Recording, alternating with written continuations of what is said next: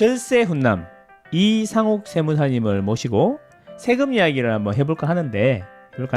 먼저 자기 소개 먼저 좀 해주실까요? 네, 방금 뭐 설명하셨듯이 절세 훈남 이렇게 이름을 사용하고 있고요. 절세 훈남은 뭐 세금을 절약하는 방법을 가르치는 남자. 그리고 가르칠 훈자예요. 이 훈자는 늘 한자로 써요. 자꾸 사람들이 절세 미남으로 불렀다가 고개를 갸우뚱갸우뚱 이렇게 하시는 분도 있고.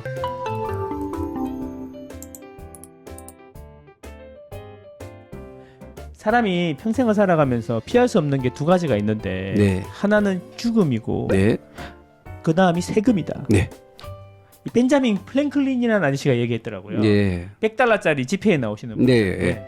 우리나라로 치면 신사임당이잖아요. 네. 신사임당님께서 그런 말씀을 하신 거네요. 부동산 세금이 네. 너무 많이 늘었어요. 맞습니다. 그죠? 네. 그 부동산 세금은 이제 기본적으로 어떤 것이 있는지 네. 좀 알려주시겠어요? 우리가 부동산을 사서 나중에 보유하다가 팔 때까지 흐름을 한번 이해해 보시면 네. 세금도 거기에 네. 맞춰서 나가는 거니까 처음에 샀을 때 보통 취득세가 나오잖아요. 취득세. 네. 그리고 이제 사고 나면 뭐예요? 보유하잖아요. 네네. 보유세. 보유세. 보유세가 이제 재산세하고 지금 이슈죠. 종합부동산세. 네, 두 가지죠. 네. 보유하면서 나오는 세금. 네. 그리고 이제 보유할 때 임대료가 나온다. 네네. 소득세가 나오죠. 임대소득세. 소득세. 그렇죠. 네, 그렇죠. 네. 그다음에 소득세가 나오니까 세금은 아니지만 네. 건강보험료. 건강보험료. 네. 그렇지. 제일 무서워하죠. 아니 왜 이렇게 많이 나오는 거야? 네. 그리고 이제 없어. 맞습니다. 그리고 팔 때 예. 판매하면 양도소득세 나오죠. 네네. 그리고 이제 안 팔고 나는 안 팔겠다. 예. 그러면 물려주겠다. 요즘 뭐 유행이죠, 그죠? 네. 부동산 단가가 떨어지니까 네. 팔지 않고 그냥 안 팔리니까 이참에 정여하겠다. 그래서 살아 계실 때 이제 주면 정여. 그리고 끝까지 가지고 있다가 돌아가시고 난 뒤에 그치. 어쩔 수 없이 주시면 상속세. 이렇게. 그치. 아니 왜 이렇게 많이 나오는 거야? 네. 세무사님이랑 식사를 하면서 새로운 사실을 하나 알게 됐습니다. 여러분 개인이 내신 종부세 일부를 환급받을 수 있다. 이런 사실을 아셨습니까? 혹시 모르셨다면 지금부터 집중해 주십시오. 세무사님 이게 무슨 이야기입니까? 이거는 뭐 5분 있다가 이런 거 안 하나요? 바로 하면 되나요? 광고 후에 계속하겠습니다. 예.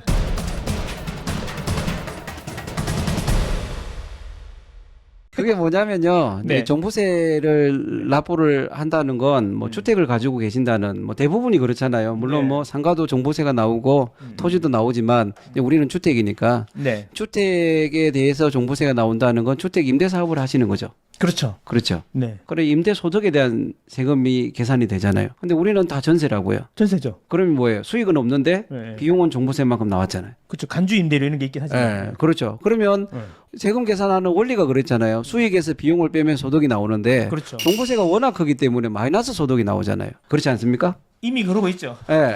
이미 뭐 많이 그러고 있죠. 그죠? 많이 그러고 있죠. 예. 그래 마이너스 소득이 너무 큰 거예요. 그렇죠. 근데 이걸 버리느냐?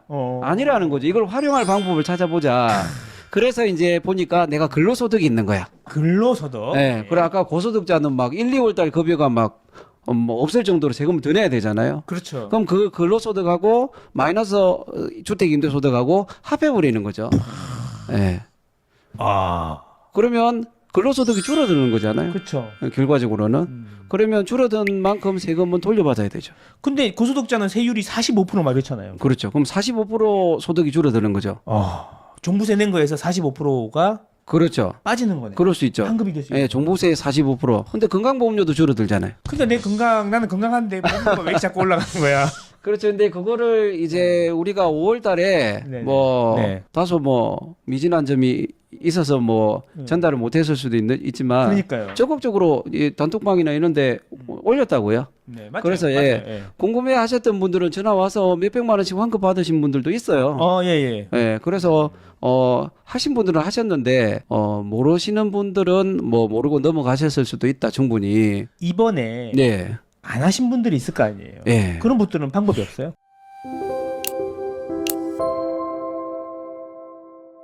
세무서 가서 네. 제가 봤을 때는 뭐 종부세 주택임대소득 마이너스 주택임대소득 이외에 네. 이런 이야기들지 모르겠지만 퉁칠 수 있는 소득이 있다면 뭐 근로소득이나 그렇죠. 예. 이게 뭐 소득 있다면 그렇죠. 근로소득은 유리지갑이라고 하듯이 너무 명백하게 깨끗하게 신고를 한 거잖아요. 그렇죠, 그렇죠. 그러면 그거 들고 세무서에 한번 가보세요. 네, 내가 네. 세금을 너무 많이 낸 것 같다. 네, 네. 신고를 다시 하게 해달라. 뭐 이렇게 이야기를 할 수도 있지 않을까. 세무사님한테 요청해야 되겠네요. 그거는 뭐 제가 봤을 때는 돈 아끼셔도 됩니다. 아, 그리고 그래요? 세무사들 싫어해요. 왜냐하면 환급을 요청해야 되잖아요. 세무서에. 그럼 그래요? 돈을 뭐 많이 주시거나 네, 많이 아니면 그게 아까우면 뭐 네. 세무사들은 주로 뭐 환급에 대해서 수리를 받으려고 하진 않습니다. 환급 받은 금액이 몇 프로 이렇게? 예, 그렇게 안 주시고. 근데 제가 봤을 때는 네. 근로소득과 네. 마이너스 주택 임대소득이 있다 그러면 세무서에 한번 가보시는 것도 뭐 좋은 방법. 뭐 탈세하는 건 아니잖아요. 그러네요. 신고를 안 했기 때문에 뭐 그렇게 다시 해달라고 하는 거니까 뭐 그런 경우에는 거부를 하기가 조금 힘들 것 같아요. 세무서에서. 이게 이제 법인인 경우에는 예. 이미 종부세가 이미 처리가 되지만 비용이 그렇죠, 그렇죠. 처리가 되지만 개인인 경우에는 안 되는 줄 알고 있었는데 그렇죠. 이게 굳이 사업자를 안 내도 상관없는 거예요. 상관없죠. 왜냐하면 근로소득이 있기 때문에 제일 좋은 게 근로소득이 있으신 분들이죠. 고소득자들 세금을 45%까지는 아니겠지만 그렇죠. 쉽게 말해서 뭐 건 45%를 냅니다. 왜냐하면 38%와 주민세 그 옛날 주민세 개념, 지방소득세 개념 더하면 42%잖아요. 네. 거기서 건강보험료까지 치면 45%가 올라간다고요. 그런 거에 대한 환급을 받으실 수 있으면 좋죠.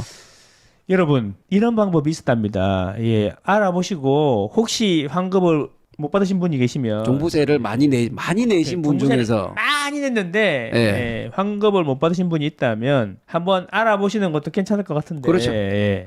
회사에서 모를까요? 이런 이야기 하시는데. 그거는 회사는 회사대로 신고하고요. 그렇죠. 5월 달에 그거 땡겨서 그렇죠. 우리가 세무서 가서 신고하시면 됩니다. 회사는 뭐 알 수가 없죠. 근데 회사에서 안다고 해도 이게 내가 다른 데 취직을 한 것도 아니고 네. 뭐 사업체를 낸 것도 아니고 그렇죠. 개인이 그냥 임대사업 하는 건데 뭐 주택 임대는 그쵸, 회사에서 겸직이라고 할 수가 없어요. 그러니까요. 왜냐하면 어른이 돌아가셨는데 돌아가시기 전에 평생 뭐 절약하셔서 주택을 2개 남기고 돌아가셨다. 네. 그러면 그거 받아야 되잖아요. 네. 근데 회사에서 싫어한다 그러면 포기하나요, 그걸? 네, 그렇죠. 그렇죠. 높으신 분들도 이미 그렇게 하고 계실 거예요. 그러니까 아파트를 상속 받았는데 그걸 뭐 회사에서 싫어한다고 안 받고 그러진 않으셨을 거니까 이해하실 겁니다. 네, 아니 몇 천만 원 냈는데 환급을 뭐 맥스로 받으면 뭐 거의 40% 이상 받을 수도 있다 이런 이야기네요. 뭐 실질적으로 뭐 많이 받으시는 분 되게 많이 받으세요. 종부세 많이 내신 분들. 그러면 네 일단 알겠습니다. 그래서 우리 직원들이 듣더니 일단 백화점 가서 뭘 한번 사고 오겠다 나는. 그럴 수도 있죠. 예, 일단 미리 사겠다. 환급이 될지 안 될지 모르겠지만 네. 그런 이야기 하시던데. 줬다가 받으면 기분은 좋아요. 낼 때는 또 여기. 그러니까요.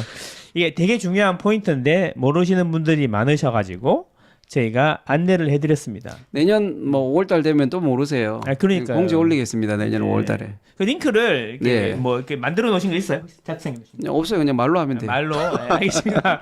그 우리 톡방에서 저번에 이야기해 주신 것 같아요. 예, 그죠? 빨리 해라. 네, 빨리 해라. 그거 그거다. 네. 예. 이 꿀팁이네요. 예.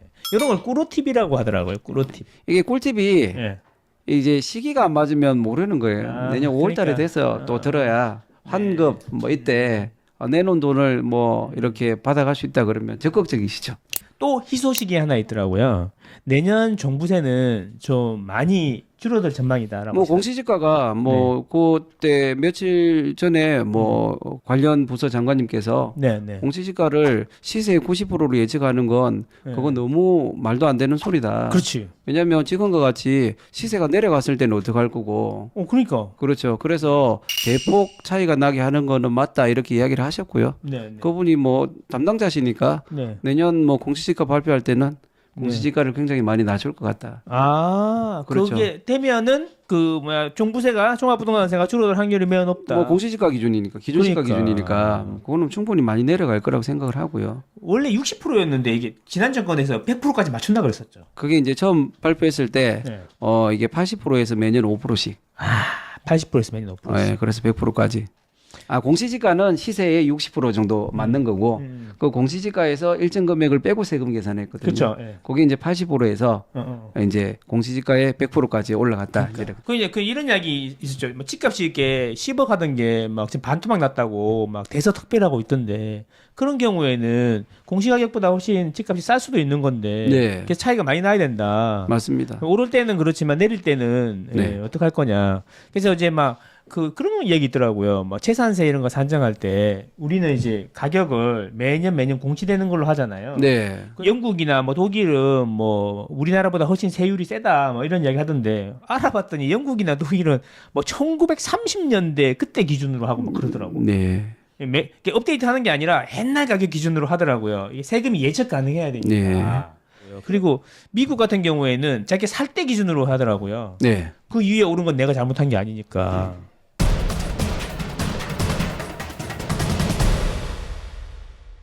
짜잔. 일단 사진이 잘 나왔네요. 잘 찍어주셨습니다. 예. 훈남이시네, 훈남. 감사합니다. 예. 절세 전문가 이상옥 세무사님, 절세 훈남. 예. 똑똑한 절세 방법, 부동산 법인이 답이다. 절세의 모든 기술, 부동산 법인에 있다. 네, 기초 입문편 실전 사례. 알겠습니다. 절세의 모든 기술, 부동산 법인에 있다를 먼저 한번 읽고, 그다음 똑똑한 절세 방법, 빨간 책, 흰 책을 먼저 읽고 빨간 책을 읽어야 되는군요. 네, 맞습니다. 알겠습니다. 네.